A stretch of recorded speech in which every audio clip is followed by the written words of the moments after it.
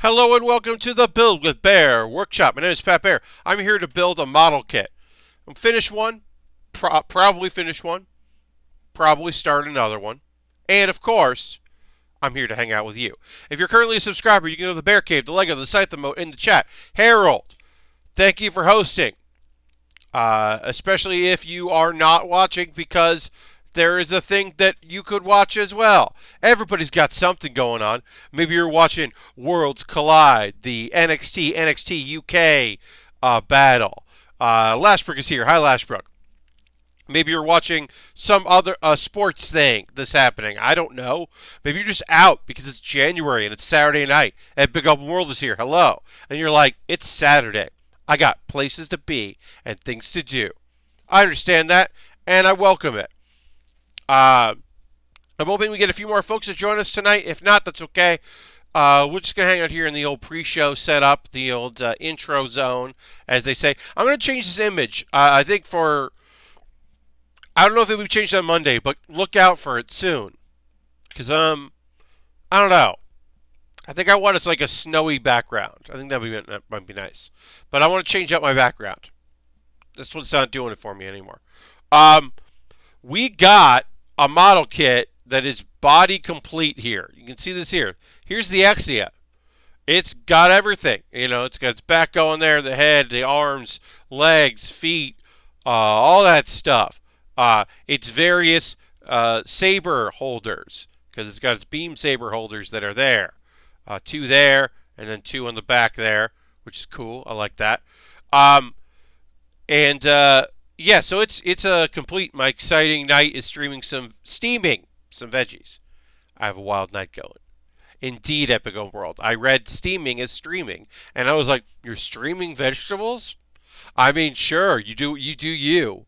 I'm sure there's a category for that. But yeah, Exia is body complete, and we got a little bit of what's going to become the gun, the sword gun sword. It's not the sword gun, the gun sword. You know what I'm saying. We got some pieces there. We got the shield going. We're going to combine some stuff together. The shield that is also the sword, which is very good, and then the shield that is just the shield. But the shield also has a very sharp pointed edge to it, because everything is a knife and everything is a gun and everything is a sword when you're the Exia. Somebody was asking me about the Exia and if I like this kit, and the truth is, we built the Quanta, which is the better version, so it's hard. I like the Exia. Do not get me wrong.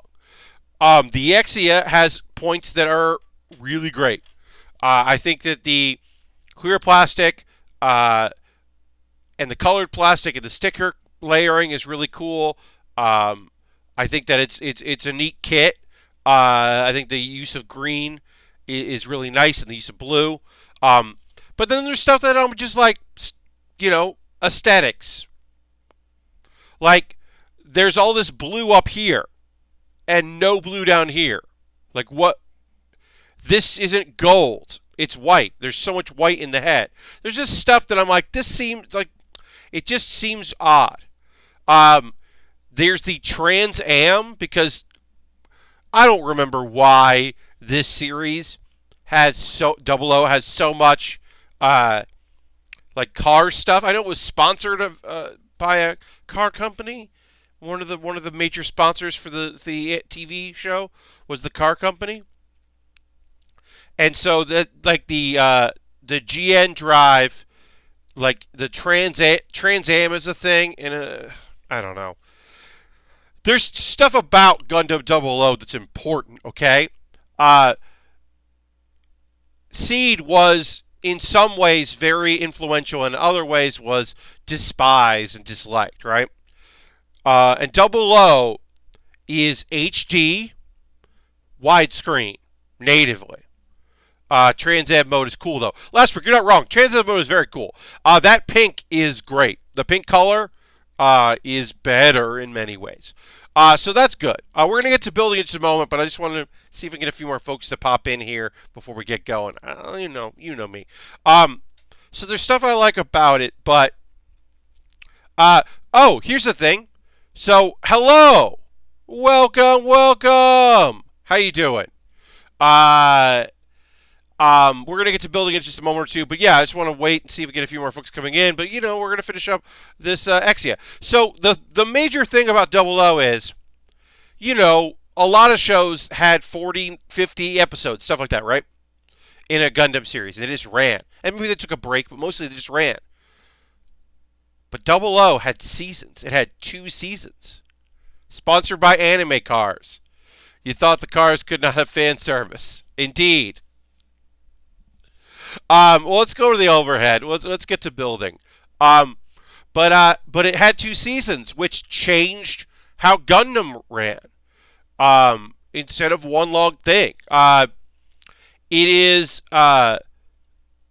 It ended up growing in popularity, but as far as the outside of the main canon series, it's respected, but it's not highly fans don't look back on it. It's no Iron-Blooded Orphans, which I think is a lot of people's that are certainly younger than me that came into Gundam not really knowing what Gundam is or not knowing the history of Gundam. Came into that just going like, oh, fuck. Because, in many ways, Double O is by the books. You've got one organization. They're doing the right thing. Are they? And another organization. They're definitely doing the wrong thing. But are there people there who are trying to do the right thing? And then there's the secret organization. And who are they manipulating both sides, and what are they really after? And is the thing they're really after actually the right thing? So, I think I like the characters at the time, but I can't name any of the pilots except Locked On Stratus. Indeed. Yeah, Locked In is a great name. There are some okay characters. Also, the ladies have nothing to do and have some of the largest breasts in all of Gundam. It's this is the mid 2000s, mid to late 2000s. Yeah.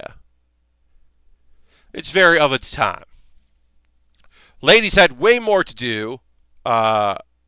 If they are a corporation, they're for sure doing the wrong thing. Well, yeah, I mean, yes, but also, are they? It's a whole thing. It's always a whole thing, because it's anime. It's never what you expect, except it is. And villains are actually right, but they weren't right at the time. And the hero has to fall before he can rise again. And new types. Don't forget about new types. You can't look away from new types. They'll get you. But yeah. I don't know. It's now looked on. Yeah, it's to me, it lives on in that there are certain elements to the mobile suits that continue on in popularity and have influenced other shows, but it's not and this isn't damning or anything to say. It's no one I know's favorite Gundam, and I know all hey, obviously I'm one man. But I know a lot of people that love Gundam, and so I happen to know quite a few people that like series, and a lot of them like different things than I like. I've got my old school heads that they're one of theirs is Zeta or Double Zeta, or there are folks out there that it's 8th MS Team. Or Iron-Blooded Orphans, or I know a dude that no matter what you say, no matter how much you say, whatever, you talk about anything, will not be swayed from the fact that, and it's fine, Turn A Gundam is his shit. He's just it's the best, most powerful thing. It looks like he's got it looks like it's got a mustache. Just, the designs are just weird, and the art is weird, and he's just Turn A rules, and I'm like, you know what? Sure. Uh, I mean, I'm sure there's somebody out there that's just like, Gundam X was my shit. You know? I'm sure there is a Gundam X defender out there. I have not met them, but I do believe them to exist. Because they gotta. Everybody's got a favorite show. In fact, hey, what's your favorite Gundam? Y'all know what mine is, right? I mean, you know. I haven't watched every series, right? I've still not seen, like, Victory. Like, there's stuff I haven't seen. 0083 says Lashbrook. Okay. Um, I mean, mine's Wing. It's still Wing, guys and girls and non-gender defining folks. It's still Wing. I can't escape it. It brought me to the dance, and I really love it. I can't hide from it. It's just the show that it's just the one. Beginning of their defense starts with a statement, as fans of anime titties, well, yeah. Look, Gundam X does what Gundam X is certainly an attempt to be more Earth focused. Following Earth, the Gundam Wing being Earth focused, but it really is trying to do like a very simple story. There's nothing super complicated. Like, yeah, it's all the Gundam shit, but it's mainly about a dude just trying to save a girl that he thinks is cool. Meets a girl, likes a girl, trying to protect that girl. That is his deal. And then there's other shit, and in some ways, to him, that shit doesn't matter. And then he meets people and he wants to help out and do better and be more and get better at it. But in the end, all he's trying to do is then he has more people that he wants to protect. Mason, Mass One JoJo is following. Thank you very much for the follow.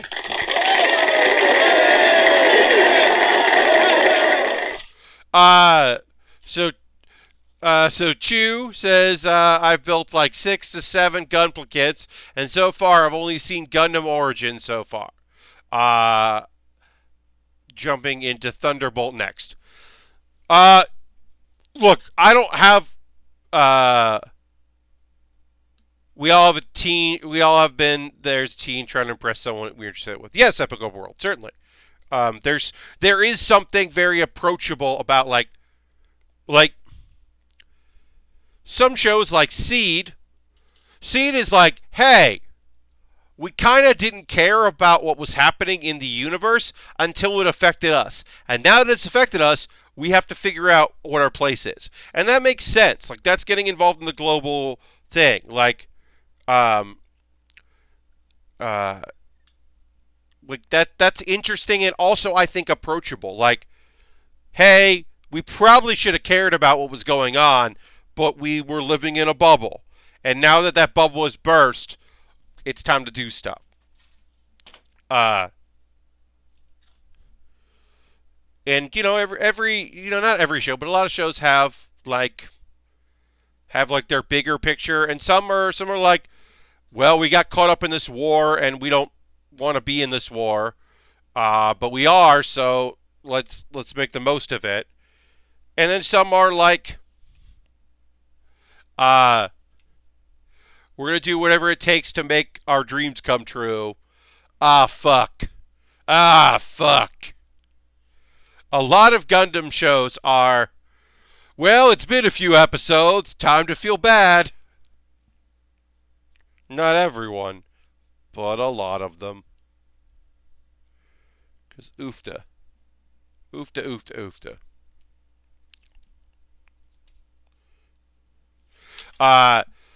And that G Gundam is, man, dads, am I right? father figures in general. Yikes. Between Domon, surrogate dad, and Rain's actual dad. Yikes. Things get real rough there. Alright, so we put this here, put that there, and then also racism. Also racism. We all have been, oh yeah.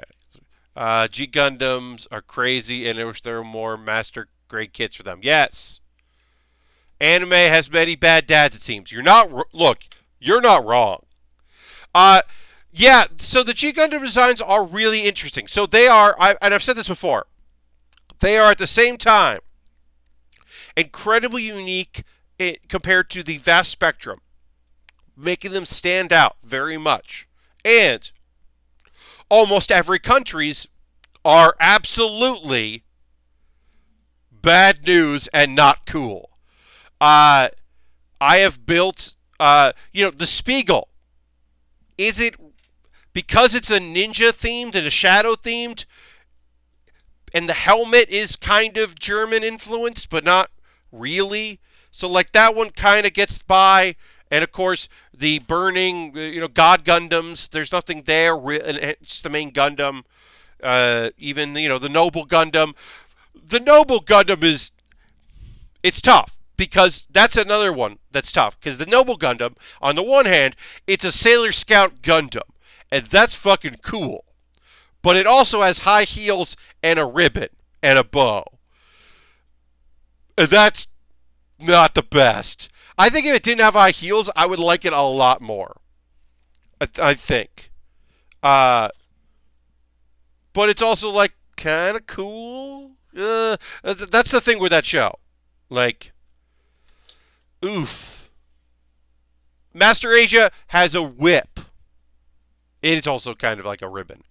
Last week, I'm saying it's like, yeah, it's like a beam. But the thing is that, like, the Noble Gundam is doing like a beam dance. And it does have boobs. Because it's a schoolgirl. It's a Sailor Scout. Like I've said, there's things about it that you're like, that's kind of fun. But also, oh no. It definitely has it definitely lets you know that it is supposed to be feminine. Which is, it's rough. There's a lot about that show that is just real rough and not great. I still need to build the high grade of that the Neo America Gundam, the football boxer, because it's just a weird design that I don't hate. Also, Master Asia's Gundam, the Master Gundam, isn't necessarily representative of anything, but it's also definitely the Gundam of someone evil as shit. If you see that Gundam, if you type in like G Gundam Master Gundam and look, or Master Asia Gundam, you can't tell me that that's a good dude that pilots that. There's no way a good person is the pilot of that. The Undefeated of the East is definitely fucked up. Because that is the vehicle of someone, that is the Gundam of someone who is not nice. There's no other interpretation. Like the Death Scythe means business. The Death Scythe says it either means business or the person that pilots this is emo as hell, right? That's what the Death Scythe is. The Epion. Also, the Epion looks like someone who is an asshole pilots it. It's just like, what's your Gundam based on? A dragon. A two-headed dragon. Okay. What's up? That one does feel kind of evil as well. And of course, the Devil Gundam. That's a different thing. The Devil Gundam is It's called a Devil Gundam, and it is a mutation, and certainly not nice. All right. Apologize for the odds. I had a day today, folks. I had a bunch of errands to run. I had a meeting to go to. I shot 3 videos today. That's right, 3 videos. What are those videos? I'll tell you what they are. I shot a Q&A video for my Patreon. I do a monthly. Oh, I'm sorry.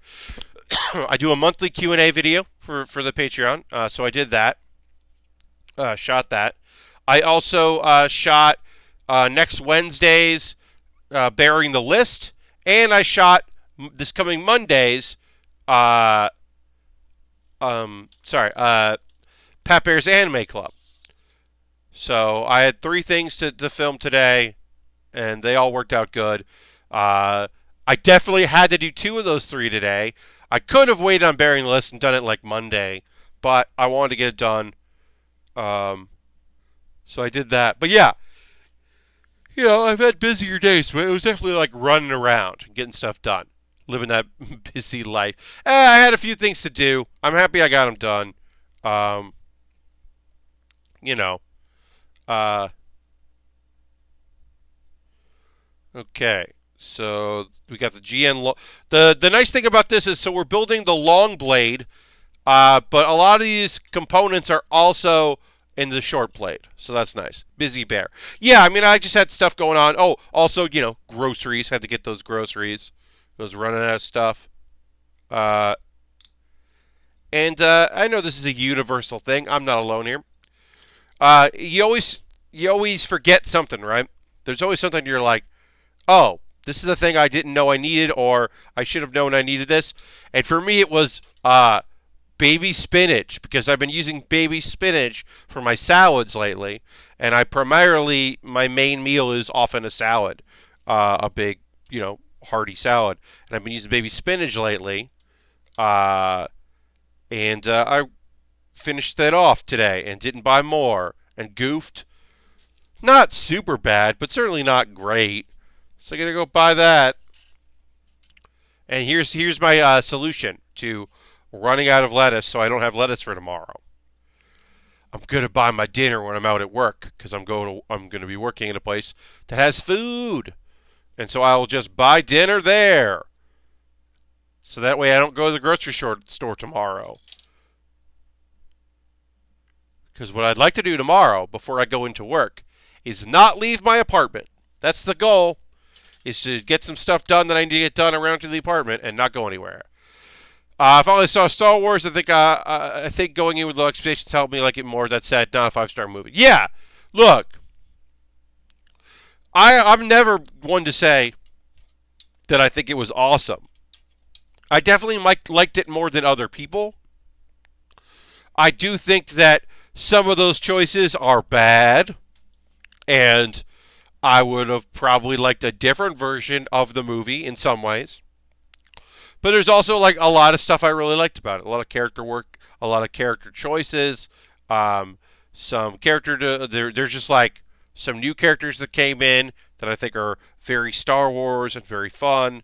But yeah, it's not my favorite of the trilogy.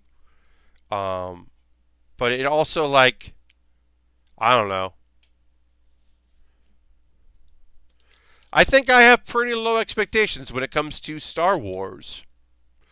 Because in my mind, actually, there are only 2 great Star Wars movies and like 3 good Star Wars movies. So if out of 9 there are only 2 that I think are good, that means that are great. That means that I don't think that Star Wars is incredible. I think that Star Wars is great or fine. But yeah. All right, long blade. The GN long blade completed. Now we got to build our short blade. We built the long blade. We're just building weapons right now. A lot of this blade is identical to the last one we built. Both Ewok movies, yeah. Yes, Lashbrook. The movies I was talking about were both Ewok movies. No. Look, I think there are fun moments in a lot of stuff.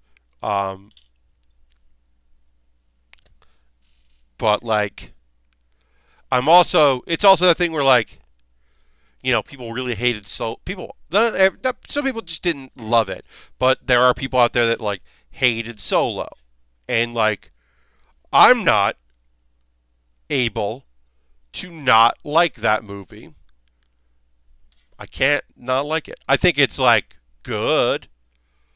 Uh, I don't think it's great, but also like I don't know. Dude, what I know is Lando. So fuck yeah, I can't not like that. Like, sorry, I don't have that capacity. Uh, I'm gonna like Sonic. Is Sonic gonna be good? Definitely not. There's no way that Sonic the Hedgehog is gonna be like a good movie. But like, I'm still gonna have a great time in it because they made two choices that are that I am stuck loving it. The first one is Jim Carrey as Robotnik is nonsense in a way that I cannot help but get behind. And two, my friend Ben is Sonic the fucking Hedgehog. And like, sorry, I could be objective in a lot of different things in my life. I try for it. I try to be. I try to see other people's points of view. I try to pull myself out and disassociate myself with my own feelings, and look at it bigger. But at the end of the day, a dude that I know is Sonic. So like, sorry. Sorry. Can't. I can't like if people ask me like, "Oh, what do you think of the Sonic movie?" I'm gonna be like, "Ben Schwartz is Sonic," and that's like gonna be my review. Like, great. Uh, the latest trailer I saw, I was like, "All right, okay, I don't know, I don't know." Uh, have you seen the Gunpla tabletop game that uses Gunpla on action bases for the models? I have Shadow. I have seen that, and there's also a uh, there's a very good mech building tabletop game that I've played a bit of. I would love to spend more time with it. I've played it at PAX's, but yeah, I think that like the idea of taking model kit stuff and Gunpla and it's a natural transition into the world of tabletop, and I think that's pretty cool. I don't have enough. I haven't put enough time into it, but I do think it's pretty neat. If Sonic's half as funny as a middle distance Schwartz bit, it'd be incredible. Yeah, I mean, look, I can't imagine it's going to be the best thing in the world. Also, like there are only a couple good video game movies, like movies based on video game properties. And like Sonic has the advantage of the fact that there's a lot of fucking Sonic out there, and it is a thing that's been in a bunch of different popular mediums. So like it does have that advantage of there being like a lot to pull from and like a lot of people who fucked it up.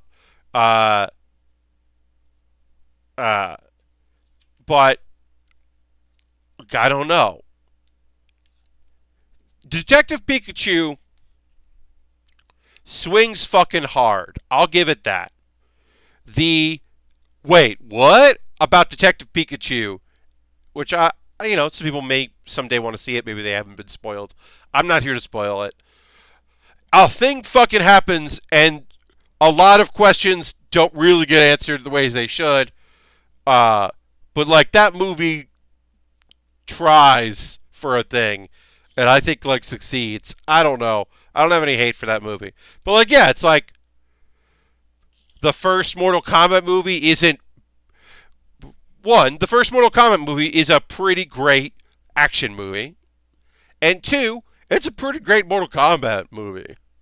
I think that the first Resident Evil movie is like pretty good, and not the best Resident. I don't think any of the Resident Evil movies are good Resident Evil movies, but I do think the first Resident Evil movie is a pretty good movie. And one of the later ones, I think it's Apocalypse, is pretty good too. I'm trying to think about other. Can we think of other video game adaptations? The first Lara Croft or the first Tomb Raider isn't great, but it's watchable. I just don't think it's like good. Let's see. Obviously, Super Mario Brothers is a bad movie and a bad time. House of the Dead. Yeah, I don't know about that one. Yeah. I'm trying to think which one, let's see. There's one. Oh, you know what's not bad? And, of course, I just said it like that, which tells you it's not great, is Alone in the Dark. The Alone in the Dark movie is like, there are some people, there are people in that movie, I'm going to look it up, who was in it, because I can remember. There are a few people in that movie that are, like, having a great time being in a bad movie. And there are some people in that movie that are trying to make it work. Like, I think Christian Slater is like, this could be something. Whereas, like, yeah, Steven Dorff is just like, this is a bad movie. Okay. And then Tara Reid is bad in it. And I won't. Alone in the Dark is a Uwe Boll movie, yeah. It might. It is his. I think his best movie. Now I've only seen like 4 Uwe Boll movies, but yeah. Yeah, I don't know. Like I don't think. Now I'm looking at Uwe Boll's director roles. Let's see. I'm not producer. I'm looking at IMDb for director. Too many movies. Let's see. He did. So the first. So apparently there are 3 other In the Name of the King: A Dungeon Sees Tales. I think In the Name of the King isn't terrible. I definitely don't think it's good. But I can't believe he made. I can totally believe there are 2 other ones. Let's see. Yeah, Alone in the Dark, and then he did Blood Rain right after that. Don't watch Postal. Please don't. Please do me that favor. Don't ever watch Postal. I'm bummed that I saw that movie. I'm bummed about who got a paycheck for that. In the Name of the King was so brutally funny as a bad movie I almost barfed. Ray Liotta as a wizard. Yeah, Ray Liotta is like, if you want to talk about someone who does not give a fuck about the movie they are currently in and what they are doing in that movie, that is like, hey, I'm going to say the lines you wrote as fast as I can and get through my scenes as fast as possible so I can get out of here and finish what I need to do. No, we are one takes right now, my friends. I'm not giving it my all. I'm giving it what is needed. But yeah, Ray Liotta definitely does not want to be there anymore. Which I get. Totally understand. That movie. Oof.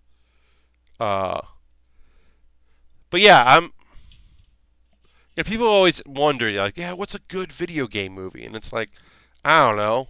Like, I don't think the World of Warcraft movie was good. But I know some people that are like, that was alright. You know?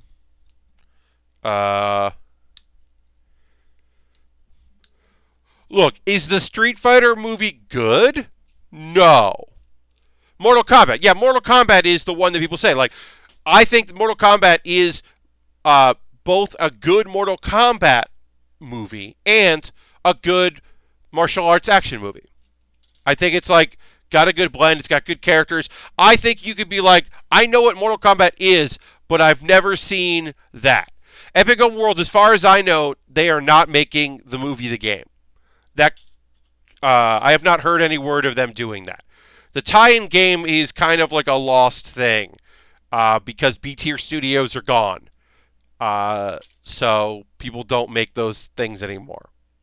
That could change, but right now it seems like that's... Tie-in games do happen on occasion, but they are rarer. House of the Dead is the best Uwe Boll movie. Uses gameplay footage as scene transition and sets up the House of the Dead game story. Okay, I haven't seen that one, so... Yes, Slashbrook, you get a lot of gotcha stuff and movie tie-in phone games. That's definitely true. You're definitely right on that one. So, I don't really... Yeah, but...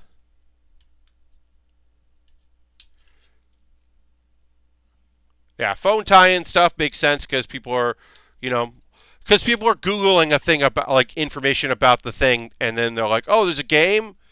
Oh, cool. I'll check that out. I don't know anything about this thing. Cool. All right. Just watch one, not House of the Dead 2. I mean, that's always the case with Uwe Boll. Uwe Boll's movies, like, say what you want about him, but, like, if you like one of his movies, you don't watch the other one because that's just going to be made with so much less money and so much less energy. And then, like, the actress in Blood Rain was like, well, I'm getting a bit of a career, so I'm going to start talking shit about Uwe Boll. Because I don't need this. I don't need Uwe Boll anymore. To bring her back for the third movie, they let her rewrite it.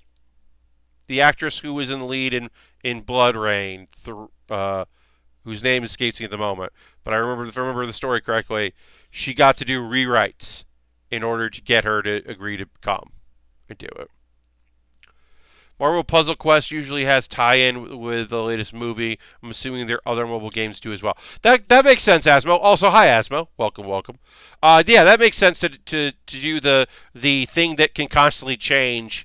You can have, like, tie-ins and all that if there's a movie thing to be done, because they'll know enough ahead of time to be able to make that happen. That makes a lot of sense.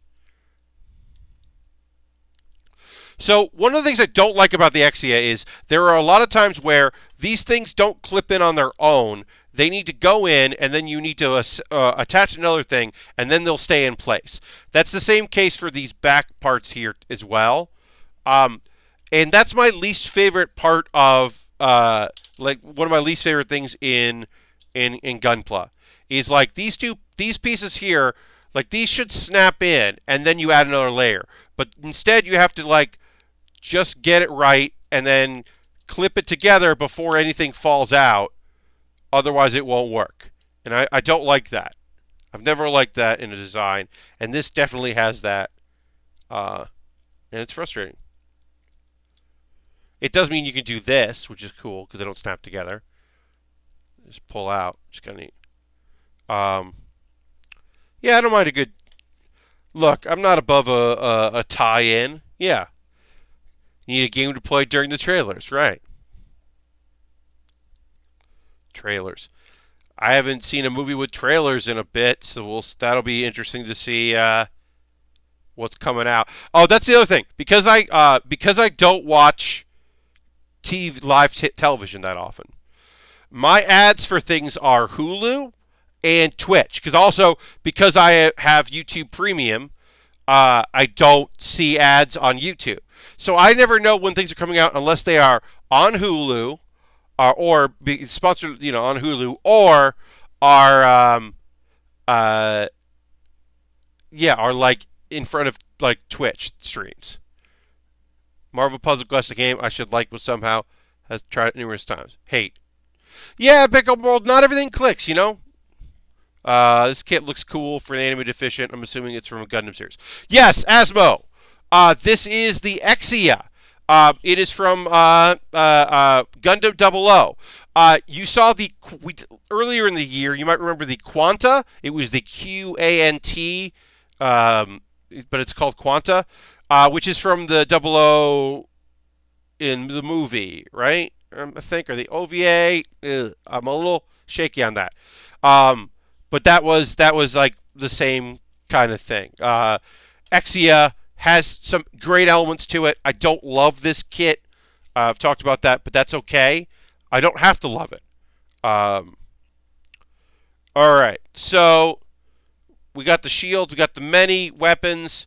I am going to, but yeah, this is a Gundam show or Gundam series.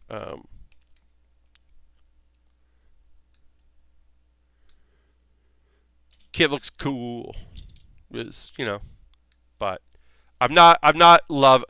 This is just definitely not been my favorite build in a while. There are like I said, there are parts of it I really like, but then there are some design choices. The Trans Am stuff. If you look at 008 and see the Trans Am, which is like the powered up versions, they're like a off pink color to them, pink and red, that I think do a really good job and look really nice. All right, so we'll take two of these away because we don't need to build them. Basically, you can see the different spots for the... We'll take these off the back here. They pop off. Oh, yeah, sorry. These lived on here, and then they pop off. And then you can build beam sabers and beam daggers. And you could also put some swords on there. The swords also can go on the sides. The various blades. And then this nonsense. So here's the gun. Right? Here's the gun. Why does this gun have all kinds of stuff on it? It's a gun. Well, that's because it's also a sword. Boom. Now it's a sword. It's a gun blade, which is just wonderful nonsense. Very much appreciated. Completely bizarre, wonderful nonsense. So we need that. This is from a previous thing. Runs for a stand. Finish that off. All right, so let's assemble all of this. Smaller 00 has issues, but the PG Exia is probably the best PG top 5 gunpla. Yes, so I have heard that. You're not the only person to tell me that the perfect grade of the Exia is fucking great. I have heard that from a few people that they really like that. And the real great Sazabi, which we built at the end of last year, that was the cool red one with the clear ruby red coloring, is one of the best kits I've ever built, and definitely the best one I built last year. There is no way that it's not the best kit that I built last year. All right, so shield goes on here. I like that. I do like that. The shield pops in there. Now we have a shield. Oh, this thing's coming apart. But yeah, this kit has some issues that I don't love it, but I like it, I guess is what I'll say. This is a Final Fantasy 12 shit, and I like Final Fantasy. Yeah, no, you're not wrong. It's some real wonderful nonsense. This kit's got some fun energy. I like a gun sword. You know? I also don't hate the anime gun sword. Gun X sword. That's a pretty good anime. Is it my favorite anime? No. But is it pretty good? Yeah. That's pretty good mecha anime that no one talks or thinks about. That's okay. Sometimes you got that anime or, TV show, movie, video game that is just like nobody, just me. I'm the person that will champion this or remembers this thing. Okay. Like that happens. I'm kind of used to that. Especially with like anime, right? Like I'll mention a thing and people will just look at me and they're just like, I watch anime and I have no idea what the fuck you're talking about. It's like, yeah, all right. Um, RG Suzabi is better than any model I've built from other lines like 40K. Gunpla rules. You're not wrong, Shadow. You are not wrong. Um, it's a really excellent kit uh, that I had. It was a pleasure to build that kit. I legit had so much fun putting that together. All right, so this is like this, and then this looks like this. Oops. All right. So I want to put the gun on here for when I take my photos of it. Do this. Let's go like that. I'm just gonna pop the hand off and do it. I'm gonna put this on with the hand here, and then pop the hand on. To me, that's often easier. When you need to assemble something, you need to put a weapon together, and you want to put it in the hands. Sometimes it's easier to take the hand off and then put the hand back on. Not always, but sometimes. Thought it was like with the live action TV show Almost Human, put a certain higher priority former Waypoint ESC champions that show. Oh, Almost Human, yeah. Double O is better than Wing. Well, Shadow, I respectfully disagree because I think that the Gunpla in Wing, I would say 4 out of the 5 main Gundam and the Epion are better than most shows, almost any show, like stack up. I think the Wing is one of the best main Gundams in any show. I think the Death Scythe rules. I think the Heavy Arms is such a stupid great kit. I think the Shenlong it bridges a gap between some of the wilder designs you're going to find in some of shows and traditional Gundam. I think that I've said it before, and then there's always a Gundam that's not great. And in that show, there is one Gundam. Sandrock is not great. I don't think the Sandrock is a good Gundam. But I think that there are a lot of good. And then the Epion is incredible. I think the Tallgeese 2 is great. I think the Tallgeese 3 is great. There are just some really incredible designs in that show.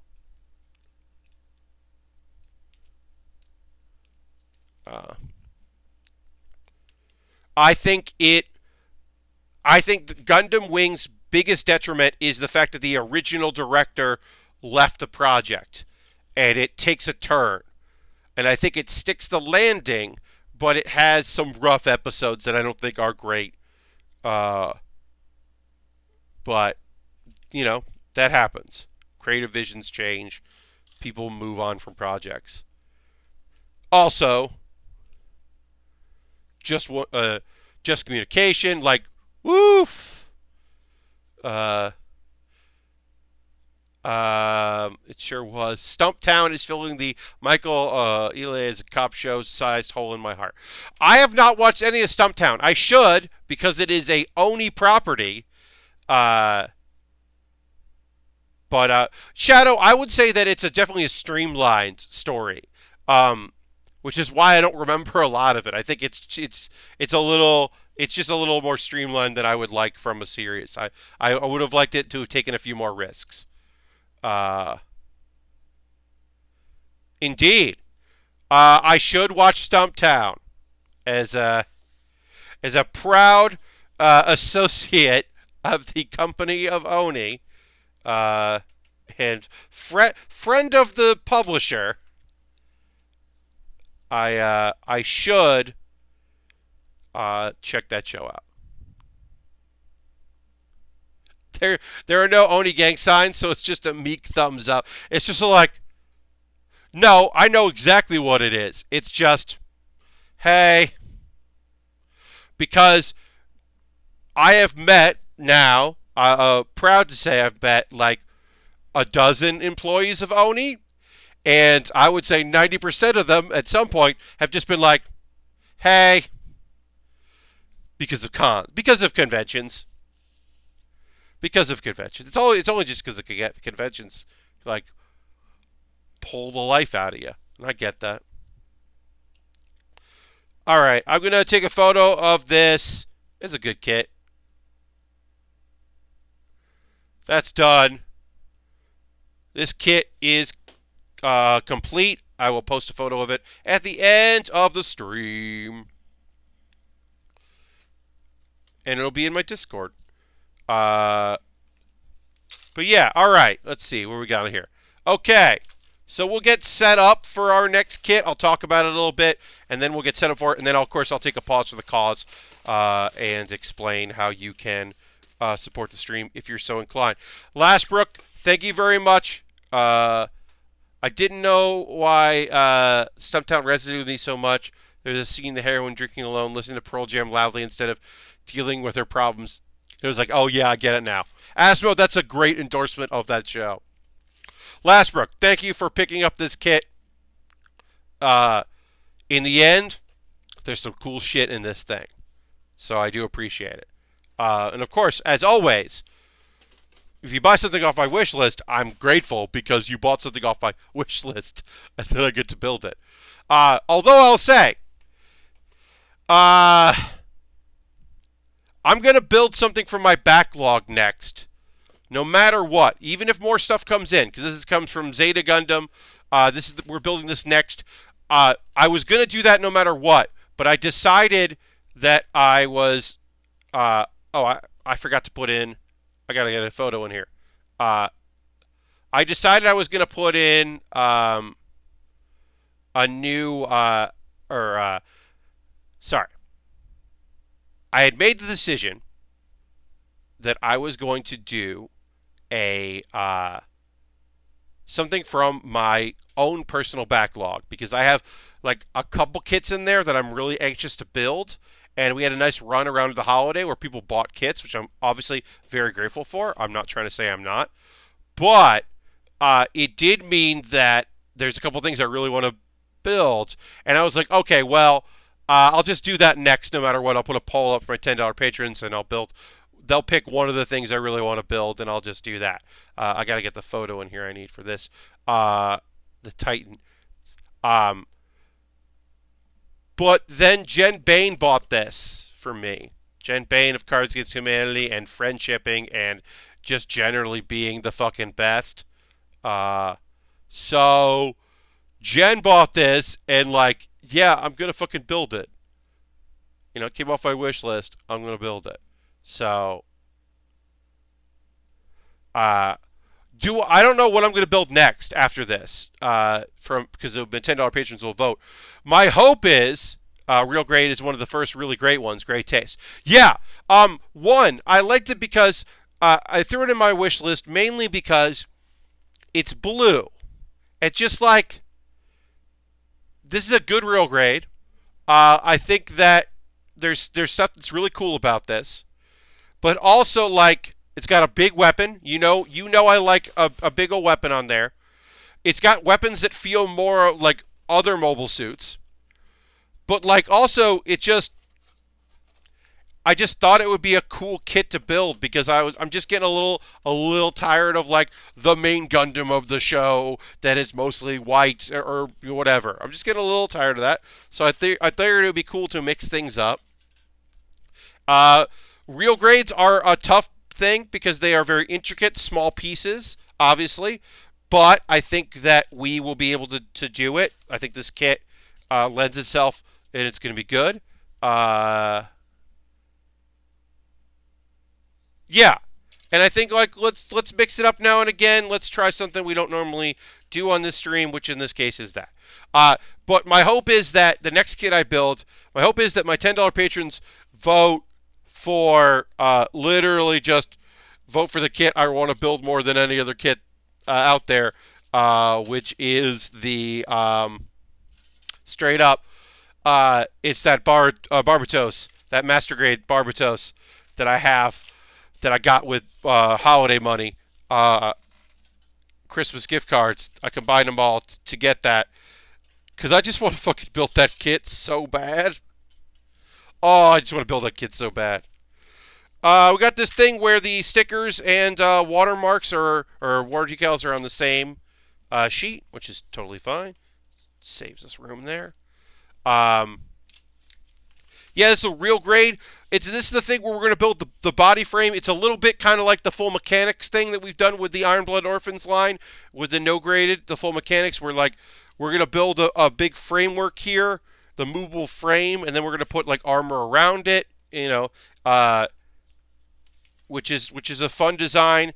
In this case, we're not building it completely and then adding armor, but you could, if you wanted to, just build the frame with very little other pieces. It is totally possible to do that, which I think is neat. We also have to cut tubes. I get why we have to do it, but so we got this pieces here that we're gonna have to cut. And I don't want to do that. They're like, cut it to 10 millimeters. Just give me a bunch of pieces. Don't give me one thing. So now I'm going to be looking at this and being like, okay, I got to line it up here. And then I got to mark it and cut it with my X-Acto knife. I don't love that part of this kit. I'll say that right now. I saw that and I was like, wait, what? What do I have to do? Man. But we'll get to that part after the pause for the cause. Barbatos either the best or second best in 2019. Yeah. No, I can't wait to build it.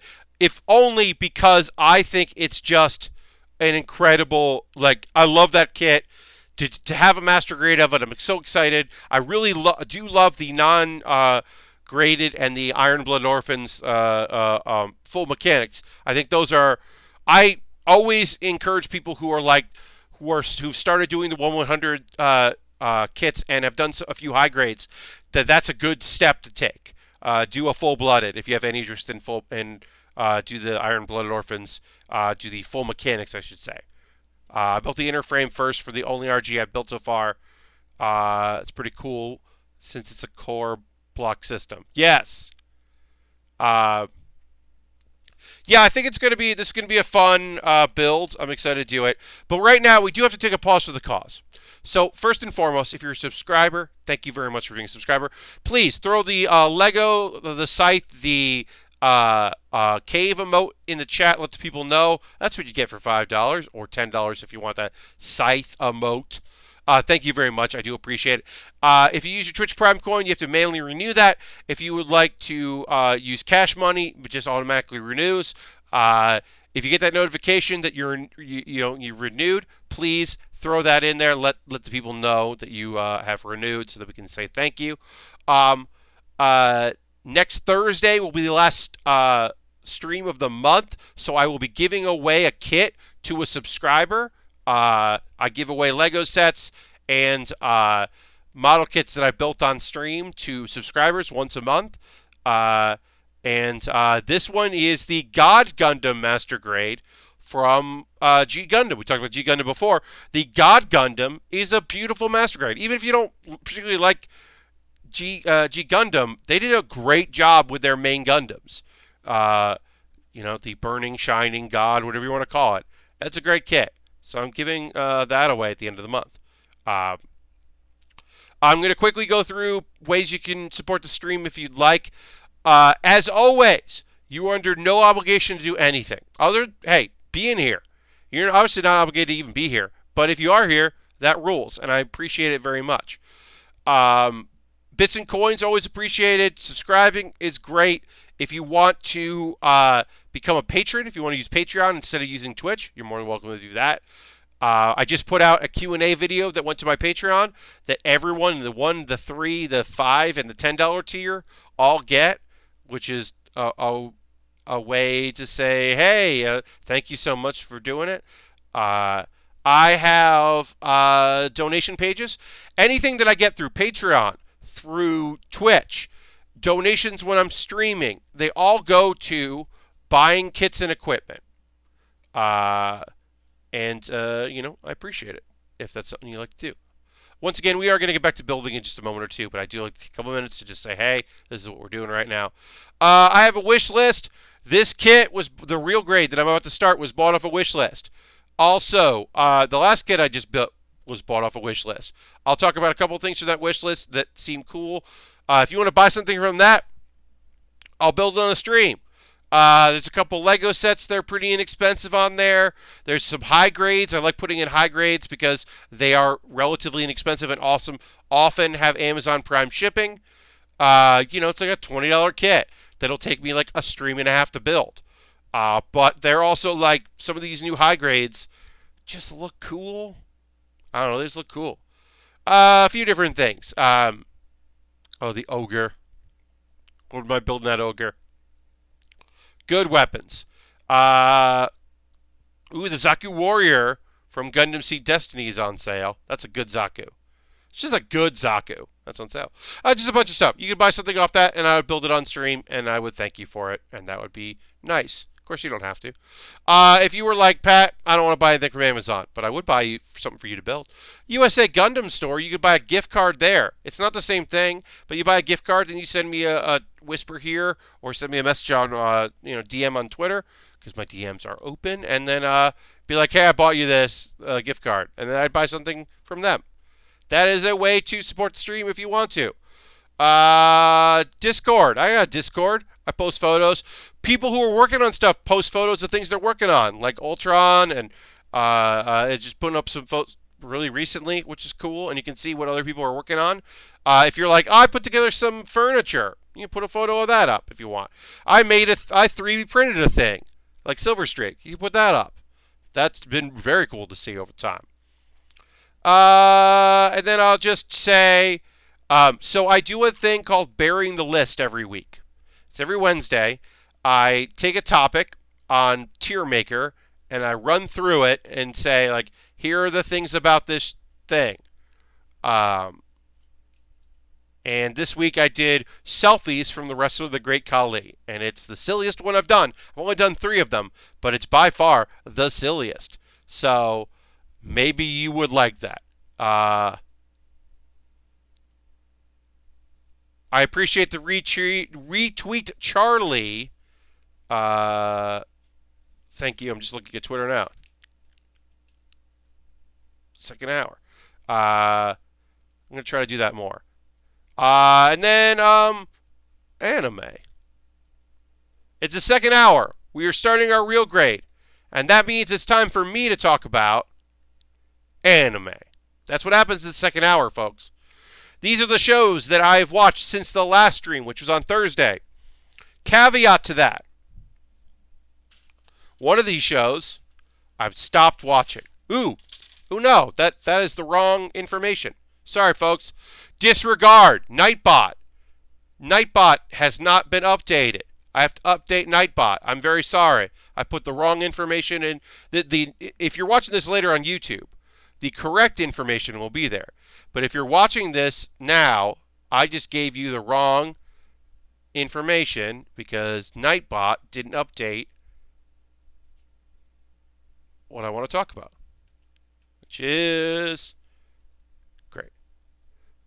All right, now if I do it, it'll be right. My apologies. There we go. We'll do it quick. Okay, so we're going to start by doing the ankle frame units, which are these things in the real grades that are like very intricate pieces that would be like a bunch of different pieces, but they kind of put them together. But you have that for the hands, you have that for like the arms and the legs, and they're like part of the skeletal structure and fairly interesting, I would say, to these kits. But basically, like you can see it here, like this is like the whole hand, the arm. Is the framework. I don't know. There's something about that I find very fascinating. It's a cool thing about real grades. So I'm going to talk about anime that I watched. Now, the first show, this is actually a lie. I'm going to talk about it, but I didn't watch it. because I'm talking about it because I am no longer watching Asteroid in Love. Now, did I stop watching it because, like Senton Academy, it turned out to be gross and I wasn't interested in watching it? No. It's just boring. I just don't think it's a good show. And I don't want to watch it anymore. There's too many good shows out there for me to watch one that I don't think is good. There's too much anime. I'm trying to pick up a few things and try a few things that I skipped first to give those a shot. So I'm going to cut it from my watch list. Asteroid in Love. You were... Also, here's the thing. There's just a lot of good slice of life right now. There's a lot of good slice of life, and I don't need it. Speaking of good slice of life, science fell in love, so I tried to prove it. Oh, this new episode, y'all. This new episode. So, if you haven't watched it, because I understand, I get it. It is, basically, there is a after-school club, the science club, and two of the members of the club are testing the hypothesis. Are trying to prove if they love each other or not, because they have an attraction to one another, they have a camaraderie, they're interested in one another, but they don't know. And they're going to use the vigorous scientific method to prove it. There is a member who joined the science club who is certainly interested in science, who is the straight person in the show, who is there to be like, yes, you definitely are interested in one another, whatever. There's another character that is interested in science, and he's only interested in computer-generated characters, and he's a real weirdo. There is a character in it who's older than them, so they're older, but she is very young looking, which is fine. I would say that's fine, but it's and like lazy and weird and maybe vindictive, but also probably likes the guy who only likes computer-generated things. But it's fun because she like knows that things are weird, but she's also there to bust balls, which is fun. So a lot of investigation, a lot of nonsense science stuff, equations and formulas and calculations, and like the awkwardness of people trying to figure out their attraction to one another and if they have it, and trying to quantify their feelings. It's fun. It's a fun romantic comedy show. We met the faculty advisor, the teacher. His thing is that he's kind of mild-mannered and seems a little dopey, but when he gets excited about science, he like puffs up. He literally like gets bigger and more menacing, which is kind of a fun thing. But he's also like definitely on board for all their weird experiments, which I was surprised at. I was like, oh, I thought he was going to be a foil. Instead, he is encouraging this weird behavior, which is kind of good. You only need one person to call out the reality, right? In a show where the ensemble is a bunch of weirdies, you really do only need one character to be like the voice of reason, who just seems fine and whatever. The character will go, wait, why are we doing this? You only need one of those. So I'm happy the teacher is also weird. There was a little bit of a run-in with like another character. They did the very classic anime trope of she was like running with toast in her mouth, like holding it because she's late so she can get to eat. This is very anime trope. And she like drops it and it lands like jam side down, and it's a whole thing. I don't know. I don't know if it's a good show, but I like it, and that's all I really need. I just need to think it's like okay. All right, so we got to cut some stuff here. I'm gonna use my X-Acto knife to see if I can cut it to what I need, and then follow up with my snippers if I need to. All right, let me move on with Welcome to Demon School, Iruma-kun. Or Iruma-kun. So here's the thing. The fucking incident hasn't happened yet. If you know me talking about this show has clearly got a double order and wasn't ready for that shit.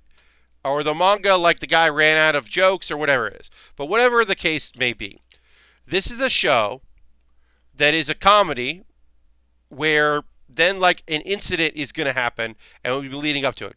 We as the audience know what the incident is, and watching the people like, look, it was cool to see folks like trying to help each other and try to solve some problems.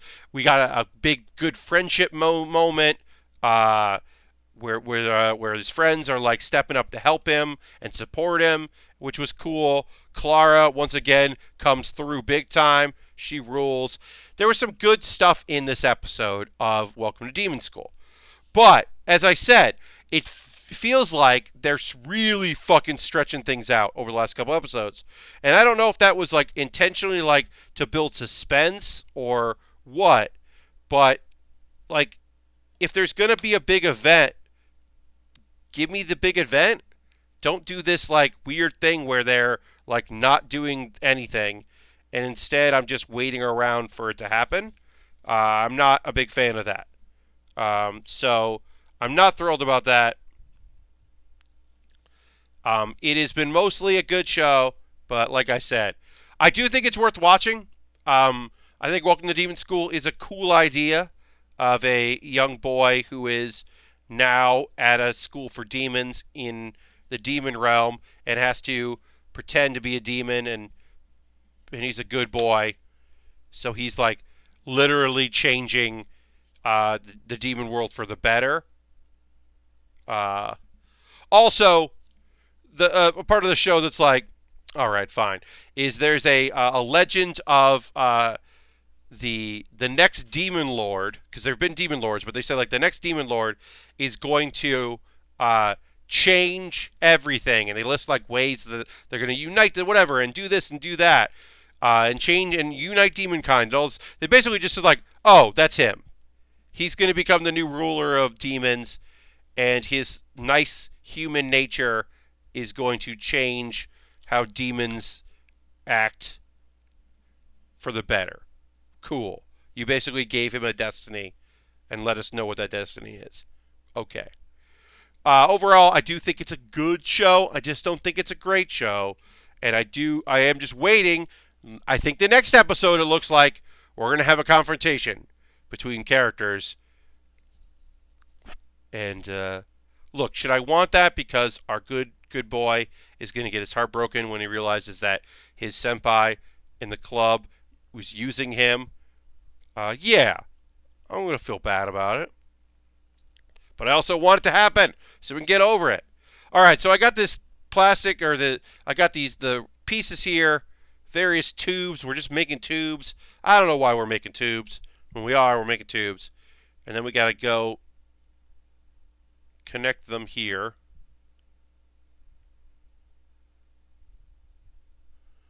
And then take that and put it where it goes on the leg unit.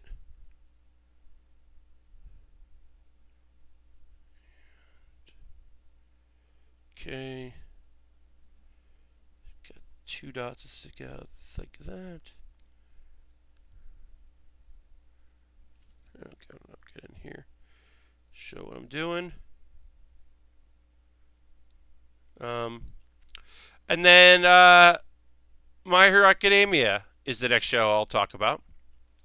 As I said, one would have hoped that right after it looks like, look, I was saying, I think before, that like, oh, I wish our characters could get a break because like somebody fucking died and things went bad, and it would be nice if these if our good boys and girls could get like a fucking break and like have a day off from all of the trauma that they've been going through, which clearly is not the case. But it does look like we're going to look at the provincial exam, so that does give some people some time to recuperate mentally.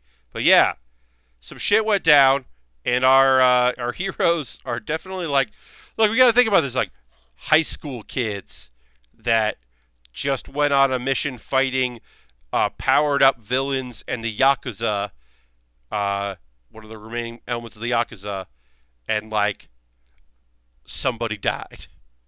Somebody that like we hadn't seen a lot of in the show was like definite. Look, this person was definitely introduced to die, and I don't want to say too much because I know that the show I believe the dub is behind the sub, so I don't want to like give away too much about My Hero because I know that people watch it. Whereas some of the other shows I talk about, I know that people don't watch it or watch it as much. So, all right.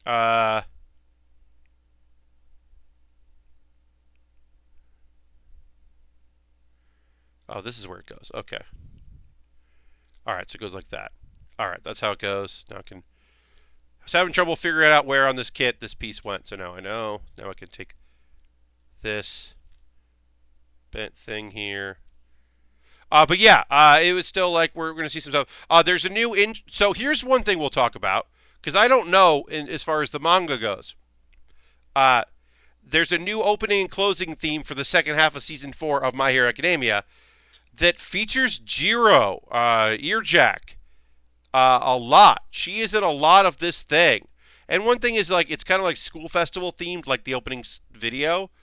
It's school festival themed, and it ends with like several characters in a band. So maybe that's why.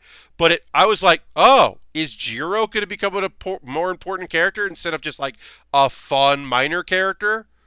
Like, oh, all right. I would not have picked Earjack as being like a character that is like going to be important. I don't know. I don't know if she is. Pardon me, sorry, but yeah, that's interesting because that is not a character I think I would have guessed was going to be important in the show. I know a few things about what happened in the manga, but I mostly just follow the anime, so I'm not super caught up on what's going on. Like I got some Deku stuff that I know about, but that's about it.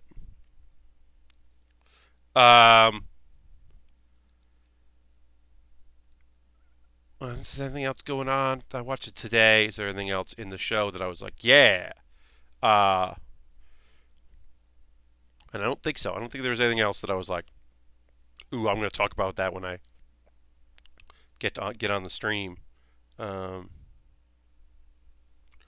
Yeah, provincial exams. Kind of interesting that one of the people taking the provincial exam, like they didn't flat out say she was knocked unconscious, and someone posed as her to compete. Like they didn't get in that part. But yeah, the girl that was that someone posed as to be in the exams is taking the makeup test basically. And we're going to see Bakugo dealing with kids in next week's episode. And that seems foolish.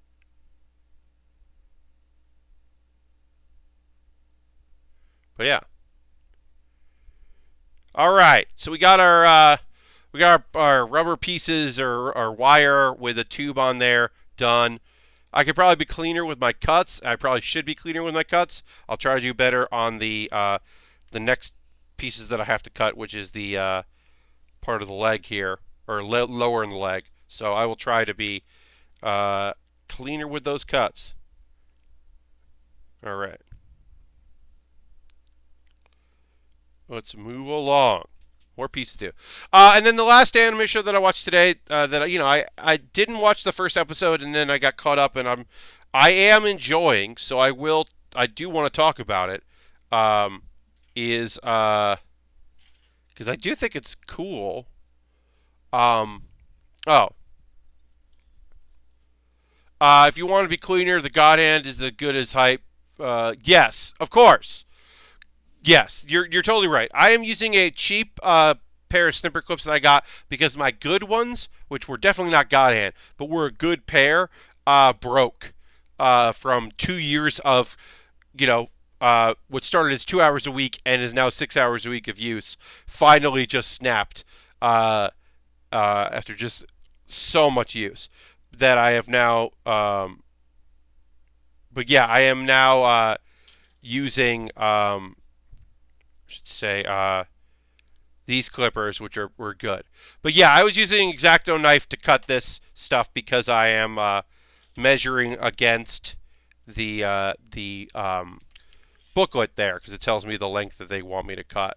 So I'm doing that, but I can probably use my snippers for the next one.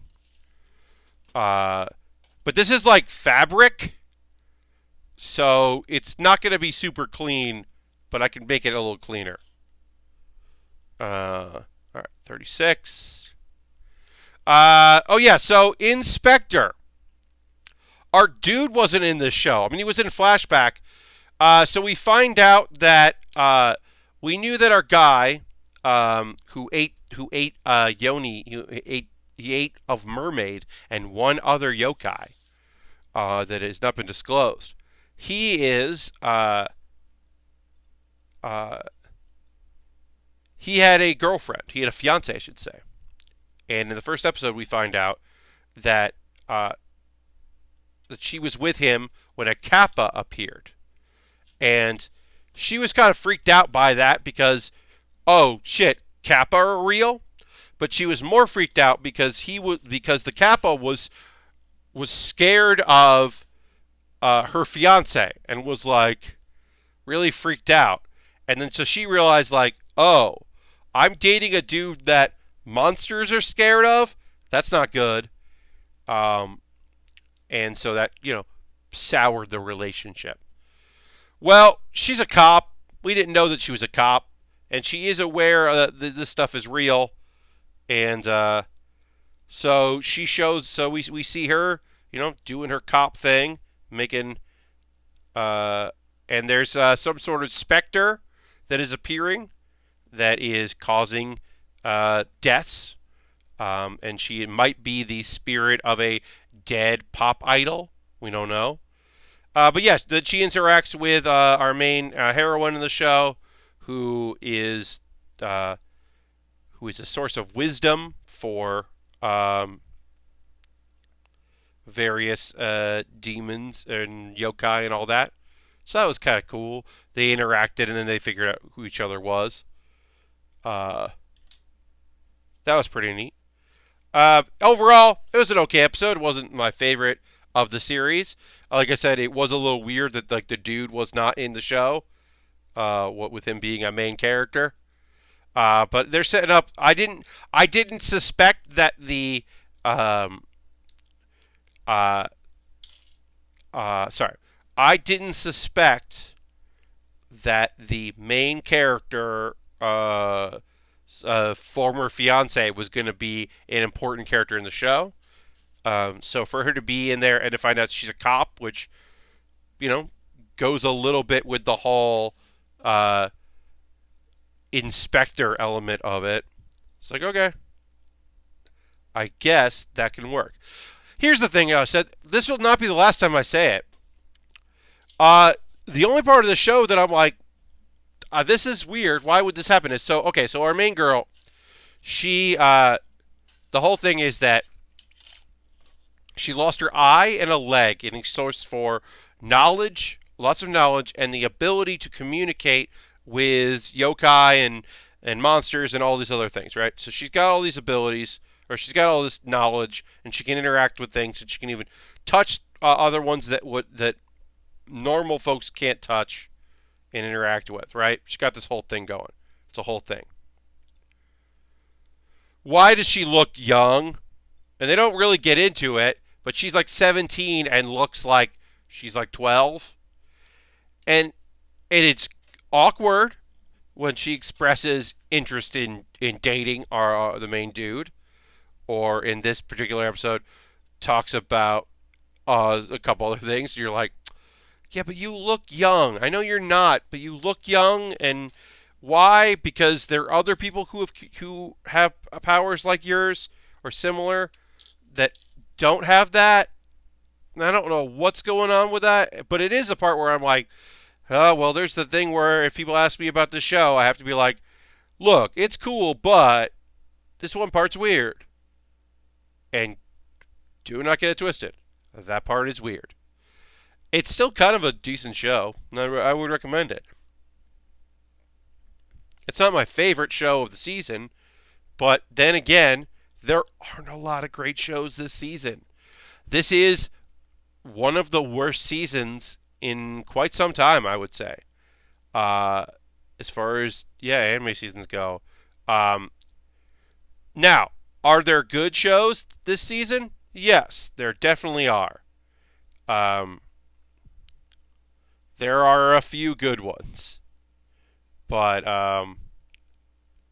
it's mostly rough. Like Keep Your Hands Off Isaacin is already a great show. It is already a fantastic program, and I'm like super into it and definitely recommend it.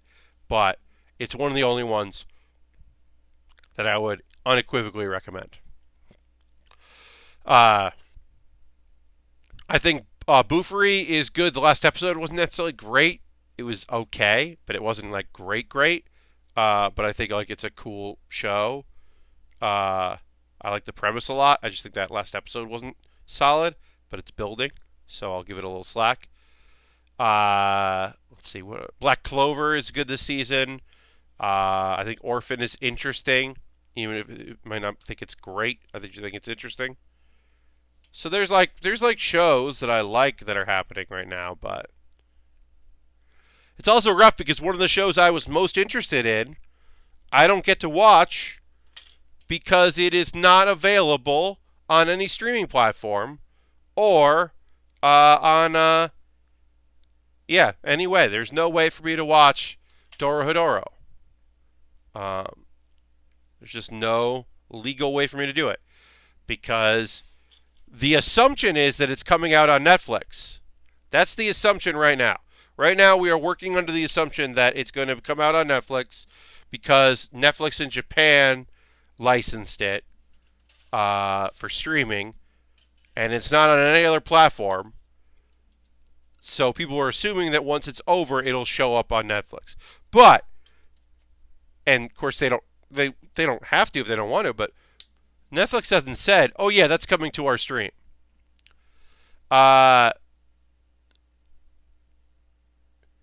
I didn't realize seasons for shows in Japan work the way they do until you talked about it recently. Seems like it's super fast forward. So like, yeah, I mean, in some ways, it is like uh, the whole idea of being seasonal. So one thing that's been weird, right, is like Science Fell in Love came out all at once on Amazon Prime. That is so rare in Japan. Here, it's actually coming out weekly, but like they finished it. That doesn't happen. Silver Streak is now hosting the stream. Thank you very much, Silver Streak. Let me throw the old applauso in. Thank you, Silver Streak, for that. Little dumb soundboard. But yeah, it is pretty rare for a series. Thank you, Silver Streak. Yeah, it's going good. We finished up the Exia Master Grade, and we're working on the MK2 Titans, which is a cool looking kit so far. But yeah, so it's really rare for a thing most of the time. So most of the time, when episode 1 of a show comes out, they are 3 to 4 episodes done with a show. Sometimes they only have 2 or 3 done.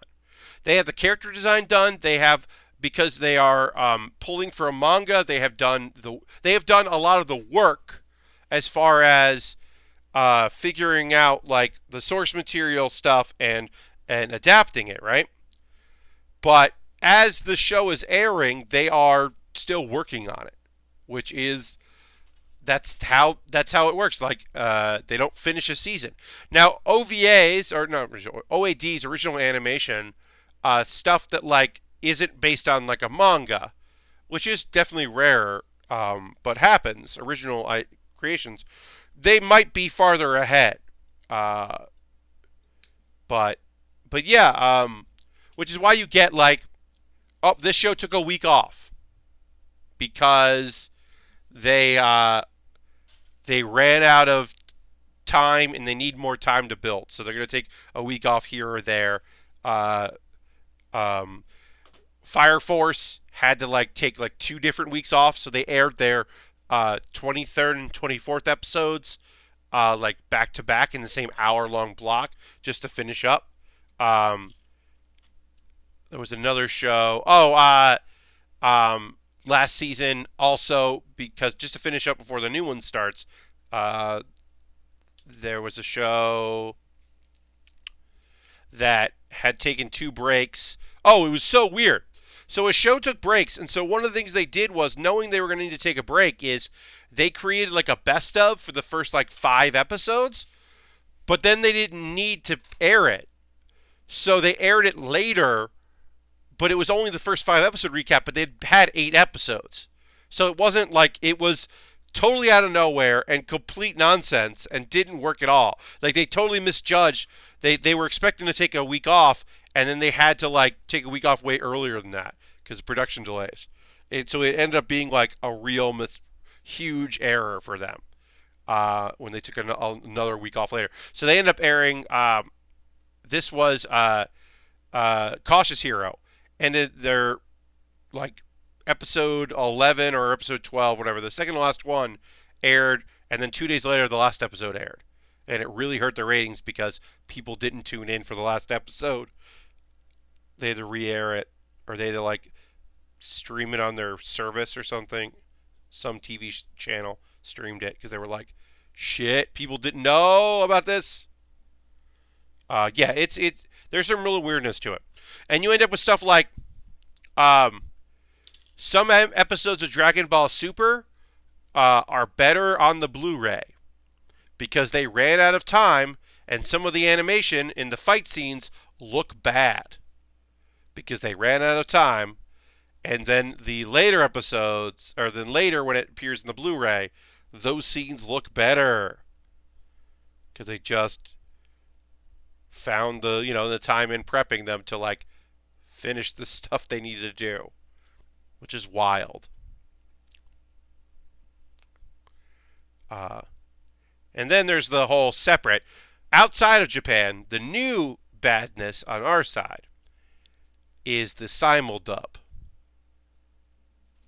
In my opinion, simuldub is the worst thing to happen to American anime in decades, because the amount of time, and it's a byproduct of the fact that anime comes in so hot in Japan that you don't have it for that long.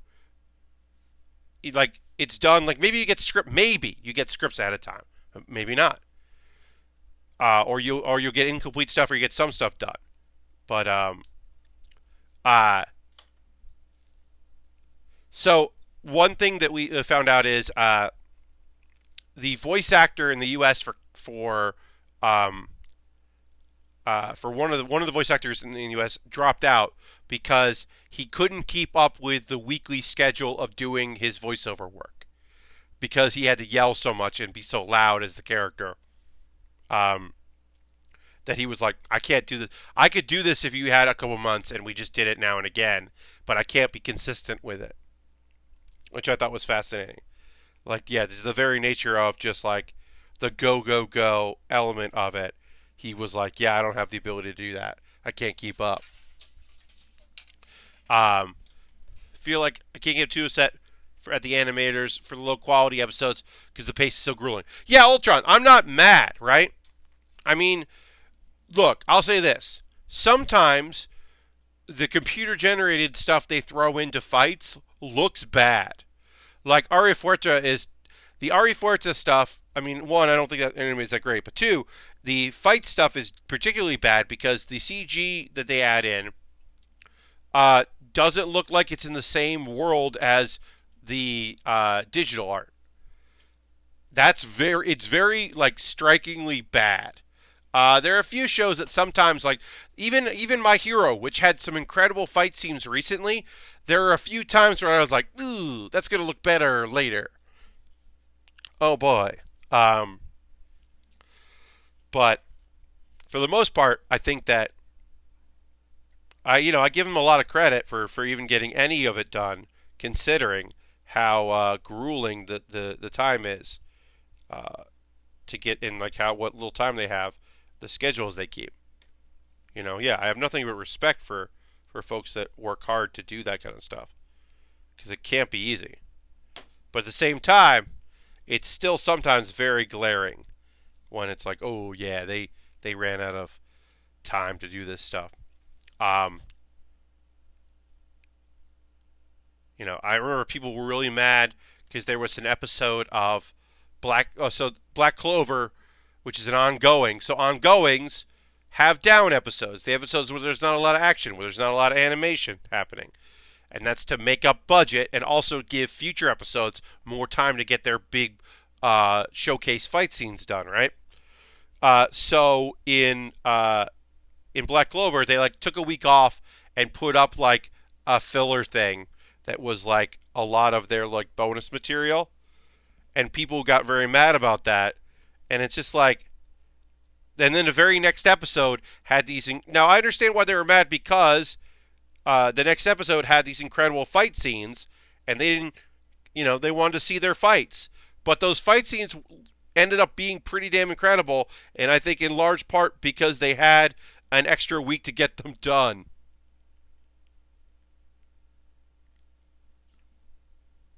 Uh, and I don't think they would have gotten that had they, like wouldn't have looked as good if they hadn't taken an extra week. I don't find any fault. The episode of Black Clover that would have come out right before Christmas didn't come out. Instead, they put out all of the jokey side series that's on the Blu-rays. And Crunchyroll put those, like they all put in Japan. Crunchyroll put them all out, and I'm like, yeah, good. Take a little bit of holiday, please. Enjoy yourself. I'm totally okay with that. All right, so this is going to go up in here. It's going to go like this.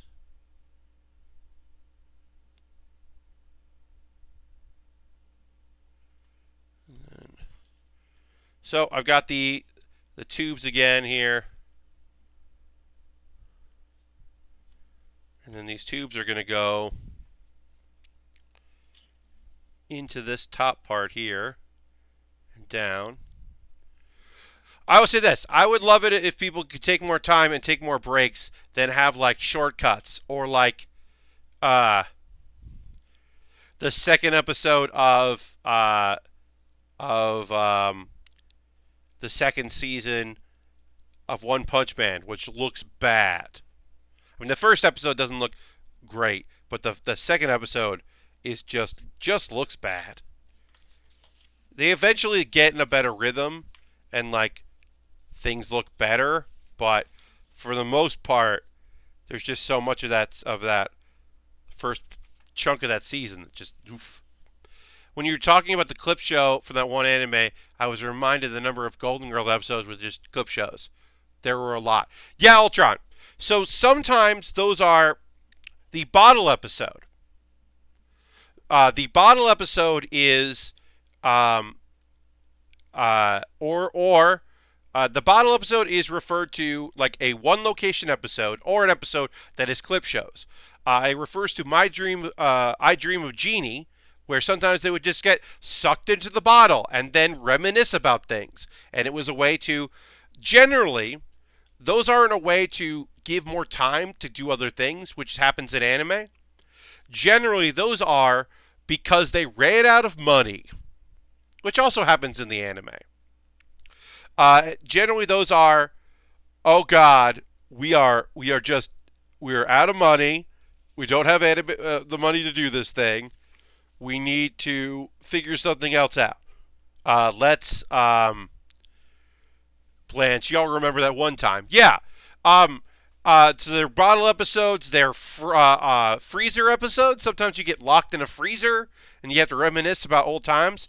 Generally, those episodes are sometimes they're that, and sometimes they are because the budget for the next 4 episodes or 5 episodes, they want to do something big, And to afford that big thing, they will do an episode that they only have to do like interstitials. They do one location, one day, or 2 days of shooting, and then they can use the budget that they made up for by not having extras or location shoots or night shoots or anything else. They can take that money and then invest it in a future episode or to pay back from a previous episode.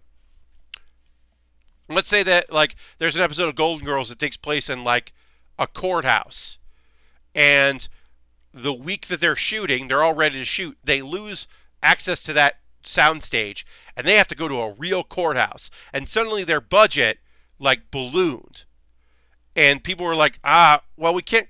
We want to cut this. They like this. We're so close to doing it. And then you're like, well, 5 episodes from now, we'll do a bottle episode. We'll take money from this. We're going to cut these out. We're going to take this out. We're going to save this for another season. We'll rewrite it. We'll get the money from. We'll borrow the money from the future. All right. Let's move on to the next leg. It's always great to see pulled off like Doctor Who episodes where the Doctor almost isn't in it at all. Yes. Yes, and sometimes they're like, like a show, you'll see a show where there isn't the main actor in there because sometimes it's, we need them for another thing, and then sometimes it's, this actor's deal is this many episodes, is this amount of money for this episodes. We need to not have them be in this episode. Or this actor got pregnant, so we need to write this character off the show. But the storyline revolves around them. So let's just do we'll do a bottle episode and free up some budget.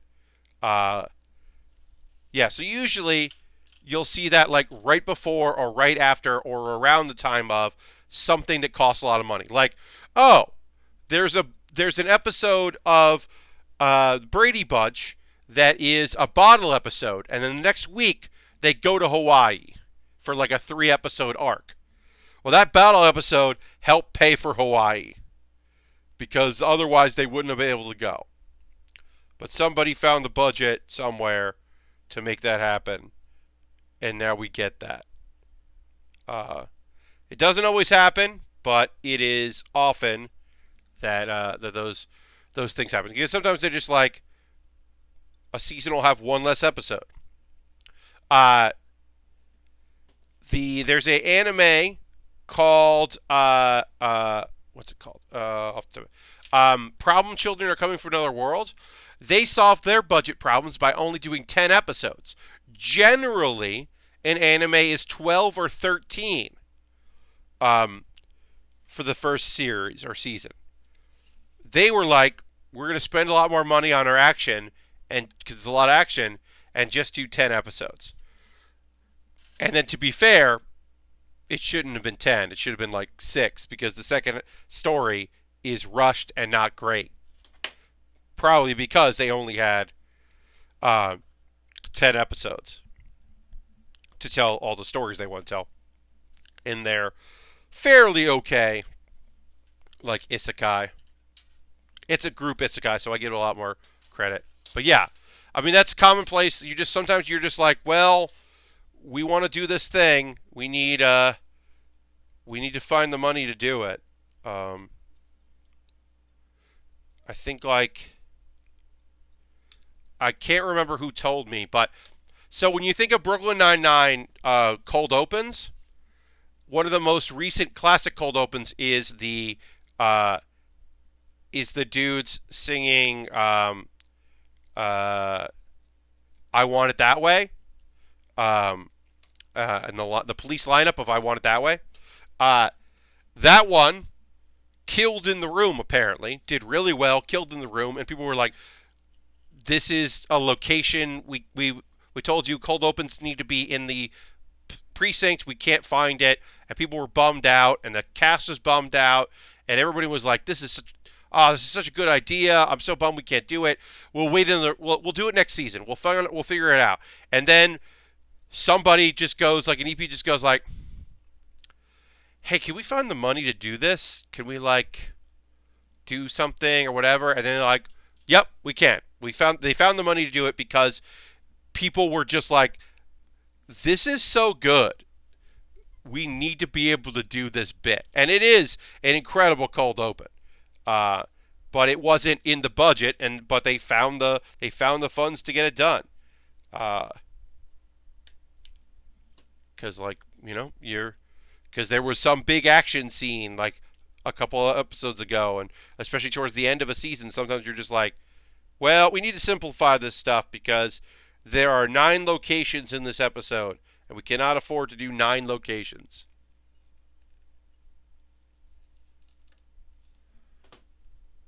All right. Or there are volcano eruptions in some part of the world and travel is tough and we can't get one of our actors back, so we have to shoot a bunch of other things and waste a bunch of time while we wait for them to maybe be able to get here from the country they're currently in because they can't fly right now because of a volcano erupting. Which I remember when that you know, obviously have negatively affected a lot of people. But I remember there was some TV show that was just like, yeah, we had to rewrite a quarter of a season because a guy was stuck in Europe for 3 weeks or something.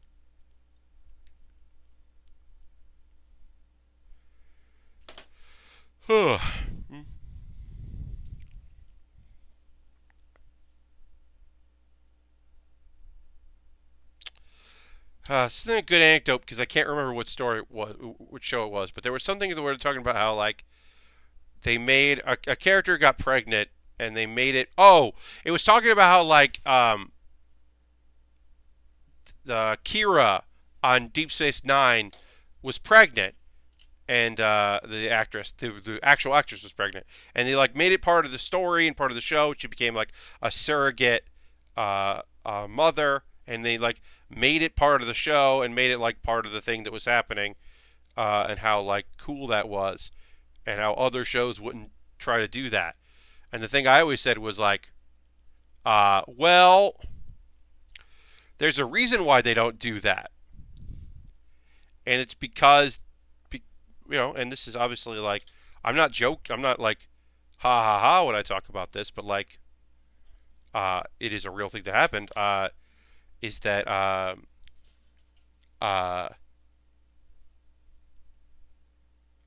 Katie Seagal had a miscarriage uh, during my Married with Children, and she had been pregnant in the show.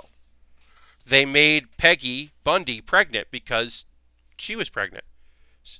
So they had to. They ba- it's awful, right? And it led.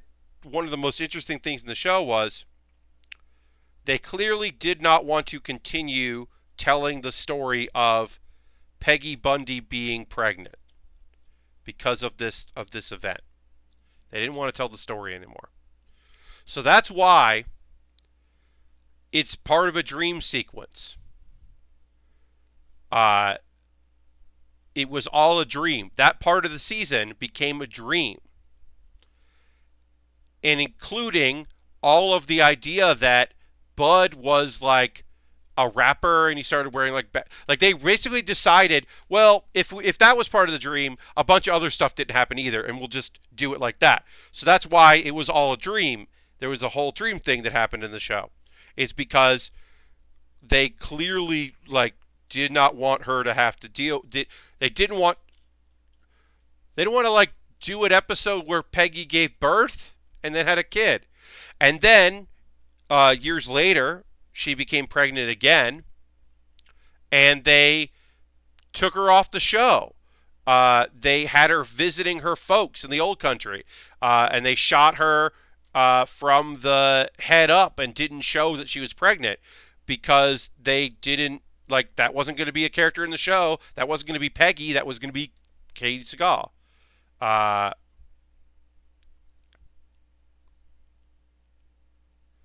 um, Dirty. I don't know. I know that they did a little of that in Friends, I think. Um, I greatly appreciate the showrunners writers that don't want to put Katie. Yes. So yeah, so that was the thing where they were just like, okay, well you don't. So yeah, we're gonna get rid of that. That didn't happen because we're not gonna follow through on that storyline. The reason we came up with the storyline was to justify you being on the show while pregnant.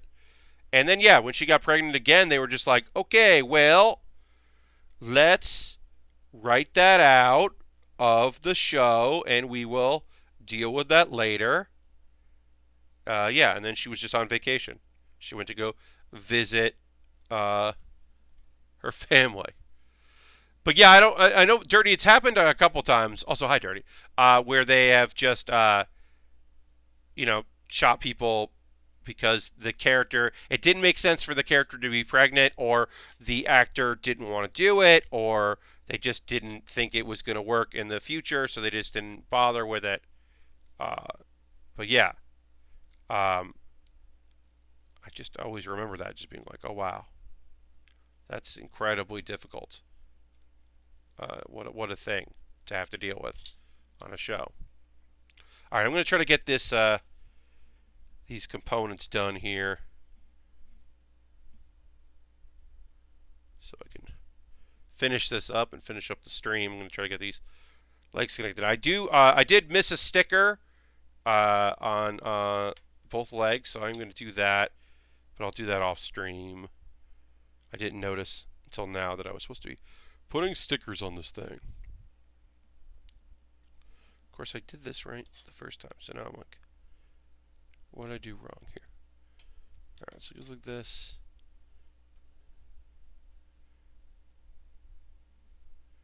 But yeah, it's a very strange circumstance.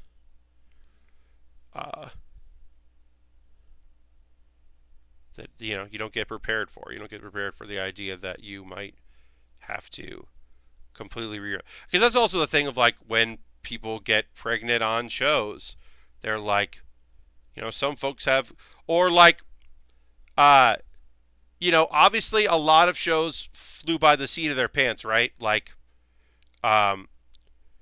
Lost wasn't episode to episode, but it was like not. They were definitely pretending like they had more of a show Bible than they had, and then like an actor would quit, or they had to fire an actor for other outside things because they were probably going to be going to jail in Hawaii and had to leave Hawaii.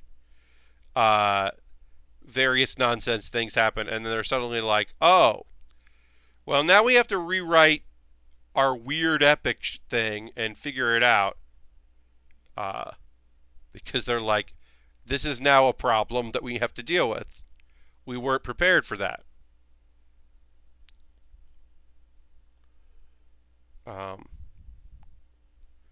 Or, obviously it's a tragedy. An actor dies. Actor passes away, and they are no longer around to be in a thing. And maybe they weren't like super important to the story, but maybe they were. All right, I'm going to finish this later because I'm just tired and I'm not going to get this done right. It's 11. I will finish these components up before the next stream. I'm just going to put them over here. Thank you very much for watching. This has been the Build with Baer workshop. My next stream is on Monday at 9 p.m. Eastern, where we will continue to work on the MK2 real grade. So tune into that. We barely even begun. But thank you very much for hanging out with me during the stream. Thank you very much for being here. I will see you on Monday. I'm going to run an ad. You are under no obligation to watch that ad, but if you could watch that ad, it does help me a little bit here and there, so you can watch that.